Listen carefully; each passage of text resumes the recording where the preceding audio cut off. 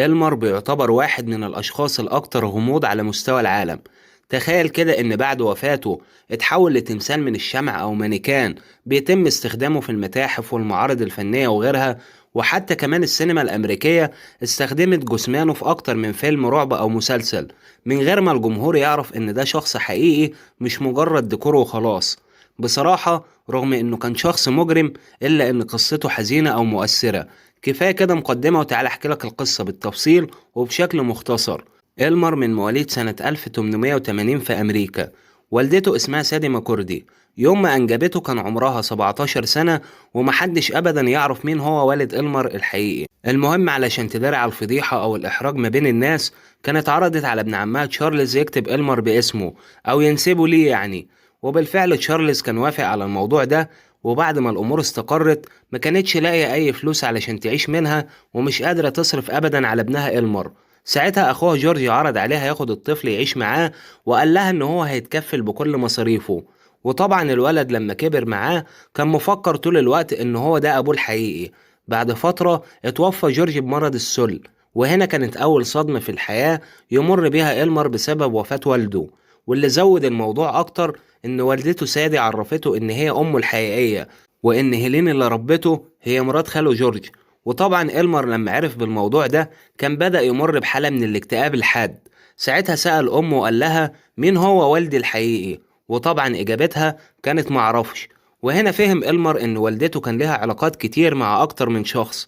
وقتها قرر يسيب البيت ويرحل بعيد عنها، واتجه لشرب المخدرات والسرقة والنوم في الشوارع وكل حياة التسول. ولما كبر شوية فكر إنه يتطوع في الجيش علشان يلاقي مصاريفه ويبعد يعني عن سكة الإجرام والتشرد.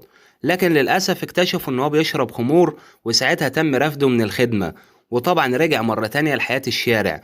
المهم كان اتعرف على بنت جميلة وطلب إيدها للجواز من أهلها، لكنهم رفضوا الموضوع ده باعتبار يعني إن هو شاب عاطل وما عندهوش المقدرة المادية إنه يفتح بيت ويشيل المسؤولية. وطبعا كل الأحداث اللي فاتت دي خلته يحس باليأس وإن هو شخص منحوس، الظروف كلها جاية ضده. وفي النهاية بدأ ينظر للحياة بنظرة سودة كلها كآبة. المهم فكر إن هو يكون عصابة تستهدف سرقة قطارات السكة الحديد. في سنة 1911 جات له معلومة إن في قطر هيعدي جواه خزنة مليانة فلوس كتير. وقتها استعد هو وثلاث أشخاص من أفراد العصابة، ونجحوا في النهاية إن هم يوقفوا القطر، ونزلوا الخزنة منه وقاموا حاطين عليها زي مادة بتتفجر. وطبعا الحكاية دي خلت الخزنة تتفتح، لكن للأسف اتفحمت كل الفلوس اللي جواها. وساعتها المهمة دي كانت باءت بالفشل. بعدها بفترة سمع إلمر إن في قطر تاني هيعدي وهيكون جواه مبلغ 400 ألف دولار. لكن علشان هو شخص منحوس من البداية، كان غلط هو والعصابة في تحديد القطر، وهجموا على قطر تاني كان بتاع ركاب. وحتى الناس اللي فيه ما كانش معاهم يعني فلوس كتير. بعد ما قسموا المبلغ على بعض جه نصيبه 46 دولار فقط. بصراحة بدأ يحس بخيبة الأمل في كل حاجة في الحياة، ده حتى السرقة كمان كان فاشل فيها. الحكومة لما سمعت بالأحداث بتاعته دي قالت للناس إن في مكافأة 2000 دولار لأي حد يرشد عنه بمعلومة أو يعرفنا حتى بمكان اختبائه. ومن هنا الكل فضل يبحث عنه في كل مكان، وفضلوا يدوروا عليه لحد ما شافوا اتنين من الأشخاص قعدوا يراقبوه لحد ما عرفوا مكانه. وكان مستخبي في أوضة على طريق مهجور. تاني يوم الساعة 7 الصبح اتجه فريق من الشرطة لمراقبة المكان ده عن بعد، وفي نفس الوقت يحاصروه علشان ما يهربش ويسلم نفسه من غير أي عنف. إلمر أول ما صحي من النوم ما خرجش من الأوضة على طول، كان معاه إزازتين خمرة قعد يشرب فيهم لحد ما سكر وفقد الوعي تماما. ساعتها فتح الباب وخرج، واتفاجئ إن الشرطة بتنادي عليه من بعيد يرفع إيده لفوق ويسلم نفسه. طبعا هو ما عملش كده، دخل الأوضة بسرعة وجاب معاه مسدس. وأول ما طلع علشان يضرب نار على الشرطة، للأسف الرصاص كان جه فيه هو، يعني من الآخر أنهى حياته بنفسه عن طريق الخطأ. وعلشان كده بيقولك إنه كان شخص منحوس حتى في الموت. لكن طبعا مفيش جدال إنه عمره خلاص كان منتهي. المهم الشرطة نقلت جثمانه لواحد حانوتي في المدينة اسمه جونسون، وطلبوا منه يحتفظ بيه وهيبلغوا حد من أهله علشان يجي يستلمه. وطبعا علشان ما يدخلش في مرحلة التحليل فقام الحانوتي بتحنيطه، وفي نفس الوقت عايز يعني يحتفظ بملامحه أطول وقت ممكن علشان أسرته تقدر تتعرف عليه بكل سهولة. محدش يعرف إن هو من البداية مقطوع من شجرة، والدته توفت، ملهوش إخوات، ومحدش يعرف أبدا مين هو والده الحقيقي. وحتى كمان قرايب والدته مفيش أي معلومات عنهم. فضل الحنوتي جونسون مستني يوم واتنين وشهر ورا التاني، ومحدش أبدا جه علشان يستلم جثمان إلمر ده، حتى مفيش حد فكر يسأل عليه أبدا. وقتها قرر إن هو يدفنه بنفسه ويخلص يعني من القصة دي. وهنا افتكر إن هو صرف فلوس كتير على الموضوع بتاع التحنيط، ولو هو عمل كده أو بمعنى أصح دفنه، الفلوس دي هتروح عليه ومحدش هيرضى يديهاله بعدين. وما كانش عارف يعمل ايه ويرجع حقه ازاي. في النهاية قرر ان هو مش هيدفن إلمر لحد ما يلاقي حل للمشكلة دي. وهنا جت في باله فكرة غريبة شوية.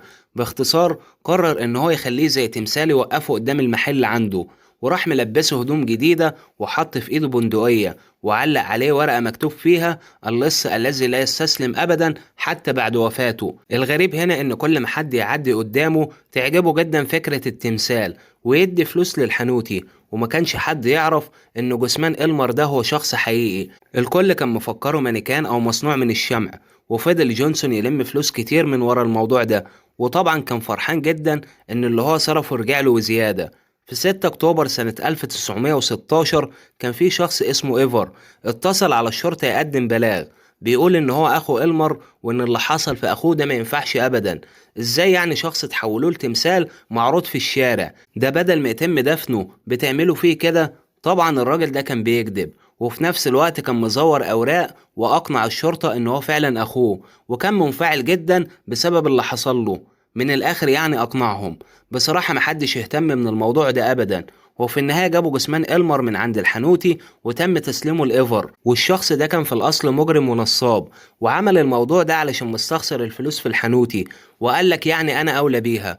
وبعد ما خد جثمان إلمر كان سافر بيه في مكان بعيد، وعمل زي فكرة متحف متنقل علشان خاطر يلف بيه والناس كلها تشوفه، ويبتدي يلم فلوس من ورا التمثال ده. وفي النهاية نجح إن هو يجني أموال كتير من ورا القصة دي. في سنة 1922 كان في شخص اسمه لويس بيشتغل في متحف اسمه متحف الجريمة، وفكرة المتحف ده إنه بيعرض تماثيل مصنوعة من الشمع لأشهر المجرمين حول العالم.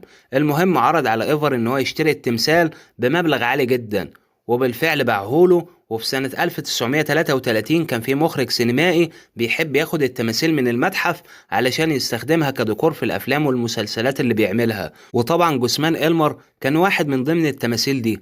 المهم فضل الجثمان يتنقل من مكان للتاني واتباع أكتر من مرة، سواء لأشخاص أو متاحف فنية وغيرها، من غير ما حد يكتشف أمره نهائي. واستمر على الحال ده سنين طويلة، لحد اما في النهاية واحد من الاشخاص كان بيحاول ينقل التمثال فدراعه يعني اتكسر. ولما طبعا ظهرت العظام واكتشف الامر، فقام بابلاغ الشرطة فورا علشان تحقق في الموضوع ده. وقتها الطب الشرعي فحص الجثمان وعرف ان ده بيعود لإلمر، وبعد كده قرروا يدفنوه ويعملوا له جنازة.